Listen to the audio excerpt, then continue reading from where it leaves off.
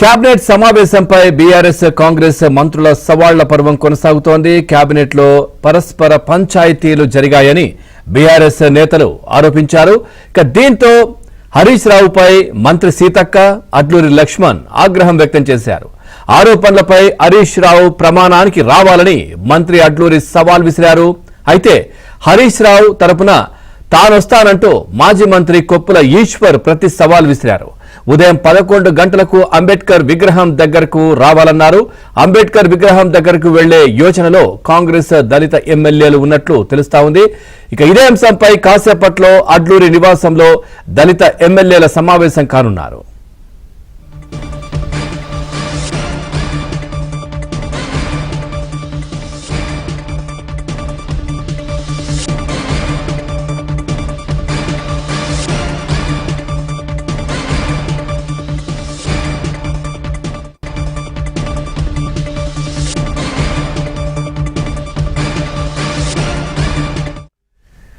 ఇదే విషయానికి మరింత సమాచారాన్ని మా కరెస్పాండెంట్ సిద్ధార్థ్ అందిస్తారు. సిద్ధార్థ్,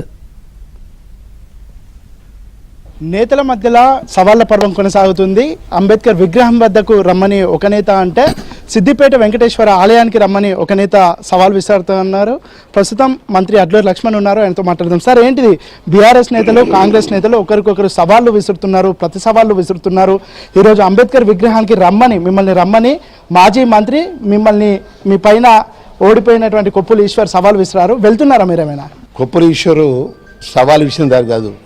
నేను ఎక్కడ మొదలైంది, రాష్ట్ర క్యాబినెట్ లోపల హరీష్ రావు క్యాబినెట్ను అవమానపరుచుకుంటూ, క్యాబినెట్ మంత్రులను అవమానపరుచుకుంటూ, క్యాబినెట్లో జరిగినటువంటి ఏదైతే మీటింగ్ పచ్చి అబద్ధాలు ఆడి మోసపూరితమైనటువంటి విషయాన్ని కక్కుకుంటూ ప్రజలందరికీ ప్రెస్ మీట్ ద్వారా చెప్పినటువంటి అంశాన్ని జరగలేదు, నువ్వు ఎక్కడి నుంచి నామినేషన్ మొదలు పెడతావో, నీ సిద్దిపేట గడ్డ మీద ఉన్నటువంటి ప్రజల మధ్య మొదలు పెడతావు, అక్కడికి పోయి నేను చర్చకు రమ్మని చెప్పి అడిగినాం. నేనే సవాల్ విసిరినా చర్చకు రమ్మని. నువ్వు అక్కడ చర్చకు రాకుండా తోక ముడుచుకున్నావు. నువ్వు హరీష్ రావు గారు తోక ముడుచుకొని ఏంటంటే నువ్వు ఆడింది పచ్చి అబద్ధాలు. అది నీకు తెలుసు, నువ్వు అబద్ధాలు ఆడినావని. క్యాబినెట్లో జరిగినటువంటి మంత్రుల అంశం లోపల నువ్వు పచ్చి అబద్ధాలు ఆడిన విషయం నీకు తెలుసు కాబట్టి అక్కడ నువ్వు రాకుంటే ఏం చేసినావు, నీ కింద ఉన్నటువంటి నీ యొక్క మాజీ ఎమ్మెల్యేలను పంపించి నువ్వు మాట్లాడుపో, ఆడ బహిరంగం చెప్పు అని నీ యొక్క ఏదైతే చేసిన తప్పును కప్పిపుచ్చుకుంటారో మాట్లాడుతున్నావు. వాళ్ళకు మాకు ప్రీతం ఒకటి జవాబు చెప్తాడు, మా ప్రీతమే అవసరం కూడా ప్రీతం వాళ్ళతో మాట్లాడతాడు. హరీష్ రావు వస్తే నేను బయలుదేరుతా. ఎవరెవరిని ఊరుకునేది లేదని ప్రజాక్షేత్రంలో చూసుకుందాం. రేపు జూబ్లీస్ ఎలక్షన్స్ ఉన్నాయి కదా. ఎందుకంటే ఇప్పుడు ఇదంతా కూడా మొదటి నుంచి కూడా హరీష్ రావు ఉద్యమం స్టార్ట్ అయినప్పటి గురించి తెలివిగా ప్రవర్తిస్తాడు. పక్కన రెచ్చగొట్టి ఆయన సినిమా చూస్తాడు. సినిమా చూసి వాళ్ళు బలైపోయేటట్టు చేస్తాడు. వాళ్ళకి ఏం తెలుసు, వాళ్ళకు హరీష్ రావు మాట్లాడే యొక్క చతురత, ఆయన తెలివితేటలు ఆ కొప్పురీశ్వర్కి ఏం తెలుసు, రసమయ్యకి ఏం తెలుసు, మా ప్రీతం వాళ్ళిద్దరికి జవాబు చెప్తాడు. మా ప్రీతం ఒక్కటి సరిపోతాడు వాళ్ళిద్దరు జవాబు చెప్పడానికి. అంటే మీరు కానీ సీతక్క కానీ మంత్రులు కానీ అసలు క్యాబినెట్లో ప్రజల సమస్యలు తప్ప వేరే సమస్యలు ఏం చర్చకు రాలేదని మీరు పదే చెప్తున్నారు.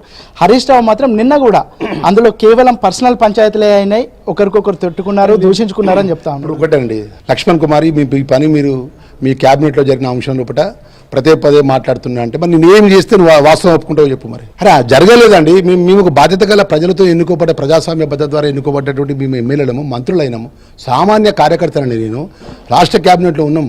మీ బాధ్యతతో మేము మా ముఖ్యమంత్రి గారిని మేము కానీ మెదులుతున్నాం. జరగలేని విషయాన్ని జరిగింది అని 10 సార్లు అబద్ధం ఆడితే ఏం చేయమంటే చెప్పండి. మీరు సిద్ధార్థ గారు చెప్పండి, ఏం చెప్పమంటే రమ్మన్నా, చర్చకు రమ్మన్నా, దమ్ముంటే రమ్మనండి. బాకీ కార్డు చూసి పెడతాను కదా, 2014 మేనిఫెస్టోలో వాళ్ళు ఏం అమలు చేసిండు, ప్రజలకు ఇచ్చిన మాట ఎంత మోసం చేసిండు. మా ధర్మపురి లక్ష్మణ స్వామికి 500 కోట్ల రూపాయలు ఇస్తా అని చెప్పి మాట్లాడినండి. 500 కోట్ల రూపాయలు డెవలప్మెంట్ ఇస్తా అని పచ్చి మోసం చేసినట్టు ప్రభుత్వం, బీఆర్ఎస్ ప్రభుత్వం, మాజీ ముఖ్యమంత్రి కేసీఆర్ది. ఇలా వాళ్ళు మాట్లాడతారు పదే వాళ్ళకు ఒకటే నేను చెప్తున్నా మీడియా ద్వారా, ఒక అబద్ధాన్ని 10 సార్లు మాట్లాడి నిజం చేసేలో ఆ శత్రువులు చర్చకు రమ్మని చెప్తున్నా కదా. ఇప్పుడు రమ్మని 12 గంటలకు చర్చకు రమ్మని వాళ్ళ తరపున వాళ్ళ నేతల్ని, వాళ్ళకి సంబంధించిన వాళ్ళ పార్టీ నేతలను పిలుస్తున్నారు. నేతలను పంపిస్తాం మేము. మా నేతలు ఇప్పుడు హరీష్ ఎందుకు ఇక్కడ రెడీగా నా ప్రభుత్వం ఉన్నటువంటి మంత్రి యొక్క ప్రభుత్వ గృహంలో ఎందుకు రెడీగా ఉన్నా అంటే, హరీష్ రావు గారు కేటీఆర్ గారు వస్తే నేను బయలుదేరడానికి సిద్ధంగా ఉన్నా. 20 నెలల లోపల మేము చేసిన పనులేంది, క్యాబినెట్లో పచ్చి అబద్ధాలు ఆడినావు, మోసాలు జరిగినావు, క్యాబినెట్లో మాట్లాడినట్టు అంశం ఏంది అన్నీ కూడా చెప్పడానికి సిద్ధంగా ఉండే నేను బయలుదేరడానికి సిద్ధంగా ఉన్నా. నువ్వు ఆటో డ్రైవర్ల గురించి మాట్లాడతావా, ఇంకా మా సోదరుల గురించి మాట్లాడు, ప్రధాన ప్రతిపక్షంగా ఏది మాట్లాడినా జవాబు చెప్పడానికి ప్రభుత్వం సిద్ధంగా ఉన్నది. ఇవాళ అపోజిషన్ని ప్రజలను కూర్చొని పెట్టిండ్రు, నువ్వు అపోజిషన్ పని చేయి. కానీ వ్యక్తిగతంగా ట్యూషన్ చేసుడు, అబద్ధాలు ఆవుడు, మోసాలు చేసుడు, ప్రభుత్వం కూలిపోతుంది అనడు, ప్రభుత్వం అది అవుతుంది అనడు, ఏ ముఖ్యమంత్రి పట్టుకుని ఏకవచనంతో మాట్లాడు, ఎవరు నేర్పించండి అది పద్ధతి? ఇదేనండి మా తెలంగాణ యొక్క కల్చర్. ఏది పడుతుంది నేను హరీష్ రావు మాట్లాడితే నీ జాగి రానికేమైనా మేమైనా నేను కింద పాలేరలామా మేము ఎమ్మెల్యేలు అందరం కాంగ్రెస్ పార్టీ ఎమ్మెల్యే మంత్రులు ఇష్టానుసారంగా మాట్లాడతావా? నేను మళ్ళీ నీ కింద పంపించి మా మీద నువ్వు ఛాలెంజ్ చేస్తావా? ఏం ఛాలెంజ్ చేస్తావు?